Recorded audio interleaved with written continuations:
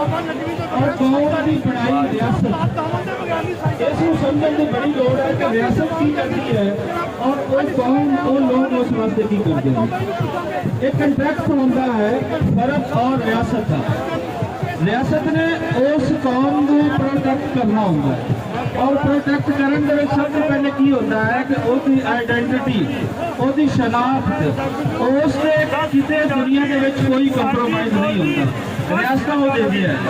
India की असं मिसाल लेने उत्थे 22 कौमी बोलियां हैं, हर सूबे की जबान है, वफाक की कौमी बोली के तौर पर मनी जाती है। हूँ असं जो पाकिस्तान के आने पाकिस्तान बनता है उस वेले मशरकी और मगरबी पाकिस्तान ये बंडे हुए जोड़े सन लेकिन पाकिस्तान एक ही सी।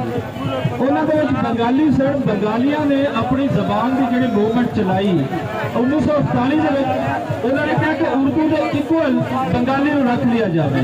तो उस वेले की स्टेट को मन लेना चाहिए।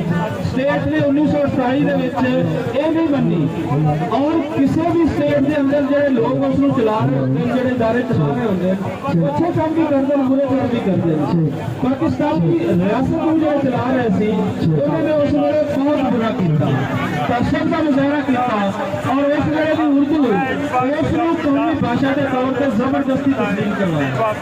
बंगाल के अंदर मूवमेंट चलती है 1952 में ढाका यूनिवर्सिटी के पढ़ियार अपना एक जिस तरीके अज असी सड़कों से आया हुआ उस तरीके सड़कों से आते हैं। सीधी सरकार गोली चलाती है उन्होंने लोगों से। 5 स्टूडेंट मौके पर शहीद होते हैं और 20 के करीब लोग शदीद जख्मी होते हैं। उस मूवमेंट उन्होंने और तेज होती है।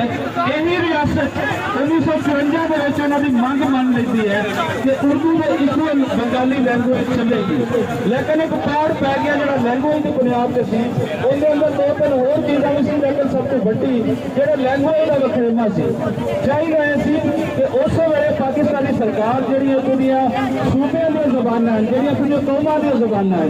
पाकिस्तान किसी ने खिलाफ नहीं बनाया। पाकिस्तान पंजाबियों ने, सिंधियों ने, बलोचों ने और पख्तूनों ने मिलकर बनाया है।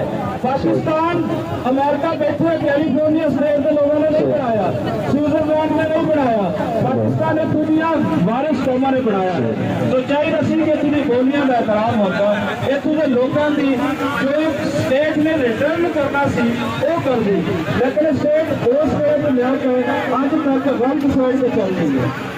असी पिछले कोई साढ़े बड़े सारिया जिंदगी उन्होंने दित्तियां जिन्होंने एक सवाल बनाया सानू सुन के आई पिछले कोई 10 साल भी जिस तरीके से असी सड़कों पर हाँ फिर उन्होंने तो नाज होता है। डिमांड एक ही है, कोई वक्री डिमांड नहीं है कि जिवें दुनिया जहान में उन्होंने बोलियां मीडियम ऑफ इंस्ट्रक्शन उन्होंने मीडियम ऑफ इंस्ट्रक्शन पंजाब के अंदर पंजाबी को बढ़ा दिता जाए। असी एक स्टेप होर पीछे खड़े हाँ कि रियासत की अपनी मजबूरियां क्यों ही होणगियां, लेकिन रियासत को एक सब्जेक्ट के तौर पर एक कंपलसरी सब्जेक्ट के तौर पर बना देवे। लेकिन ये रियासत शायद कोई दिन देखना चाहती है जो बंगालियों के लिए लिया सी और उस तो बाद इन्होंने बोली का राज होया। ये रियासत और अमन तरीके पंजाबी अज पूरे पंजाब के अंदर खड़े हैं। अज असी इस्लामाबाद तो शुरू करिए, रावलपिंडी है, गुजरात है, जेलम है, गुजरावाला है, लाहौर है, जंग है, लैनपुर है, जिथे जिथे तुम जाओगे ईवन के कंगन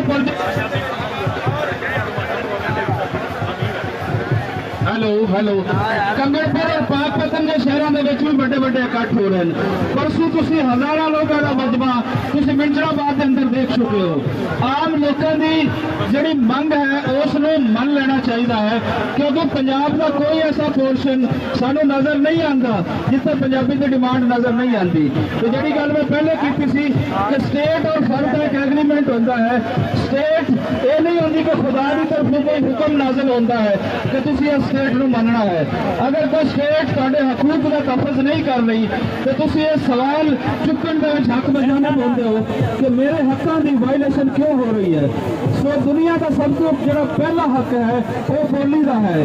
कोई रियासत, कोई फर्द, कोई ब्यूरोक्रेट, कोई आर्मी जनरल ये मैनू किवें कह सकता है कि मैं अपनी धरती से अपनी बोली का राज ना वेखा। ये तो बेसिक ह्यूमन राइट्स की वायलेशन है।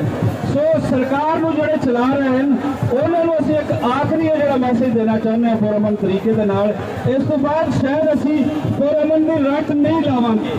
ਪੰਜਾਬ ਨੂੰ ਇੱਕ ਤਾਂ ਬੋਲੀ ਤੋਂ ਵਾਂਝਾ ਕਰ ਦਿੱਤਾ ਗਿਆ, ਅਸੀਂ ਬੋਲੀ ਦੀ ਮੰਗ ਕਰ ਰਹੇ ਹਾਂ। ਇਹ ਇੱਕ ਨਵੀਂ ਸ਼ਤੂੰਗੜੀ ਪੰਜਾਬ ਦੇ ਅੰਦਰ ਇਸ ਦੀ ਵੰਡ ਦੀ ਜਿਹੜੀ ਚਲਾਈ ਜਾ ਰਹੀ ਹੈ, ਇਸ ਦੀ ਸਖਤ ਨਿੰਦਿਆ ਹਰ ਪੰਜਾਬੀ ਕਰਦਾ ਹੈ। ਹਰ ਪੰਜਾਬੀ ਸਿਆਸੀ ਪਾਰਟੀ, ਹਰ ਪੰਜਾਬੀ ਇਸ ਦੀ ਨਿੰਦਿਆ ਕਰਦੀ ਹੈ, ਭਰਪੂਰ ਤਰੀਕੇ ਨਾਲ ਨਿੰਦਿਆ ਕਰਦੀ ਹੈ ਕਿ ਅਗਰ ਤੁਸੀਂ ਪੰਜਾਬ ਦੀ ਵੰਡ ਕਰੋਗੇ ਤੇ 47 ਇੱਥੇ ਦੁਬਾਰਾ ਤੋਂ ਇੱਥੇ ਤੁਸੀਂ ਵੇਖੋਗੇ। ਸੋ ਅਸੀਂ ਦੁਬਾਰਾ ਤੋਂ ਪੰਜਾਬੀਆਂ ਦੇ ਅੰਦਰ ਆਪਸ ਦੇ ਵਿੱਚ ਜਿਹੜੀਆਂ ਤੁਸੀਂ ਸਿਆਸਤਾਂ ਚੰਦ ਜਿਹੜੇ ਘਰਾਣੇ ਹਨ ਉਹਨਾਂ ਨੂੰ ਅੱਗੇ ਲਿਆਉਣ ਵਾਸਤੇ, ਲੋਕਾਂ ਦੀਆਂ ਸਿਆਸਤਾਂ ਨੂੰ ਪ੍ਰਮੋਟ ਕਰਨ ਵਾਸਤੇ ਜਿਹੜਾ ਤੁਸੀਂ ਇਹ ਖੇਡ ਖੇਡ ਰਹੇ ਹੋ, ਇਹ ਖੇਡ ਹਰ ਪੰਜਾਬੀ ਨੂੰ ਨਾ ਮਨਜ਼ੂਰ ਹੈ। ਕੋਈ ਪੰਜਾਬੀ ਇਹ ਨਹੀਂ ਚਾਹੁੰਦਾ ਕਿ ਉਹਦੇ ਘਰ ਨੂੰ ਵੰਡਿਆ ਜਾਵੇ। ਇਹ ਇਵੇਂ ਹੀ ਹੈ ਜਿਵੇਂ ਸਿੰਧ ਧਰਤੀ ਦਾ ਹਰ ਸਿੰਧੀ ਇਹ ਚਾਹੁੰਦਾ ਹੈ ਕਿ ਸਿੰਧ ਧਰਤੀ ਸਾਡੀ ਮਾਂ ਹੈ। ਅਸੀਂ ਪੰਜਾਬੀ ਉਹਨਾਂ ਹੀ ਬੁਨਿਆਦਾਂ ਤੇ ਇਸੇ ਹੀ ਮੁਲਕ ਦੇ ਅੰਦਰ ਇਹ ਚਾਹੁੰਦੇ ਆ ਕਿ ਪੰਜਾਬੀ ਦਾ ਨਿਫਾਜ਼ ਹੋਵੇ ਔਰ ਸਾਨੂੰ ਇੱਕ ਘਰ ਦੇ ਅੰਦਰ ਸਾਰੇ ਪੰਜਾਬੀਆਂ ਨੂੰ ਰਹਿਣ ਦਿੱਤਾ ਜਾਵੇ। ਇੱਥੋਂ ਦੀ ਸੋਚ ਸਮਝ ਬਦਲੇ, ਪੰਜਾਬੀ ਬੋਲੀ ਦੇ ਸਿਰ ਤੇ ਇੱਥੋਂ ਦਾ ਲਿਟਰੇਚਰ ਹੋਰ ਵੱਡਾ ਹੋਵੇ। ਜਿਹੜਾ ਸੂਫੀ ਲਿਟਰੇਚਰ ਸਾਡੇ ਵੱਡੇ ਸੂਫੀ ਦੇ ਕੇ ਗਏ, ਉਹ ਪੰਜਾਬੀ ਜ਼ਬਾਨ ਉਸ ਤੇ ਪਾਬੰਦੀਆਂ ਅੱਜ ਮੁੱਕਣੀਆਂ ਚਾਹੀਦੀਆਂ ਹਨ ਤਾਂ ਕਿ ਇੱਥੋਂ ਦਾ ਪੰਜਾਬੀ ਵੀ ਕੁਝ ਕ੍ਰੀਏਟ ਕਰ ਸਕੇ, ਇੱਥੋਂ ਦਾ ਪੰਜਾਬੀ ਵੀ ਕੁਝ ਦੇ ਸਕੇ। ਤੁਹਾਡੇ ਆਉਣ ਵਾਲੇ ਸਭ ਲੋਕਾਂ ਦਾ ਸ਼ੁਕਰੀਆ। ਇਹ ਇੱਕ ਝਲਕ ਸੀ ਇੱਕ ਵੱਡੇ ਇਕੱਠ ਦੀ। ਲਾਹੌਰ ਦਾ ਪੰਜਾਬੀ ਅੱਜ ਨਿਕਲਾ ਹੈ, ਸਾਡੀ ਆਵਾਜ਼ ਤੋਂ ਨਿਕਲਾ ਹੈ। ਅਸੀਂ ਤੁਹਾਨੂੰ ਸਾਰਿਆਂ ਨੂੰ ਸਲੂਟ ਪੇਸ਼ ਕਰਦੇ ਹਾਂ ਔਰ ਇਸ ਤੋਂ ਜਾ ਕੇ ਕਦੀ ਆਪਣੇ ਘਰਾਂ ਦੇ ਵਿੱਚ ਇਹ ਨਹੀਂ ਬਹਿ ਨਹੀਂ ਜਾਣਾ ਕਿ ਇਹ ਸ਼ਾਇਦ ਅੱਜ ਦੀ ਰੈਲੀ ਸੀ ਤੇ ਬਸ ਇੱਥੇ ਤੱਕ ਸੀ।